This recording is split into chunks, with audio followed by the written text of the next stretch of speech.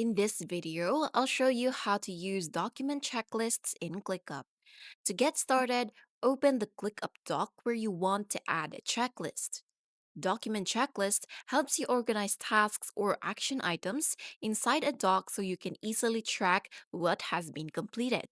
Now, click anywhere in the document where you want the checklist to appear. Click the plus button on the left side of the editor. From the menu, select Checklist. A checklist item will be added to your document. Type the first item you want to track, then press Enter to create another checklist item. Then continue adding the rest of your items. When you complete an item, click the checkbox next to it.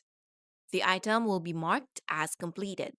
You can continue checking off items as you work through the list. Using document checklists helps you keep action items organized and makes it easy to see what has already been completed directly inside your doc. And that's how to use document checklists in ClickUp. I hope this video is useful, and if you have any questions, make sure to comment down below.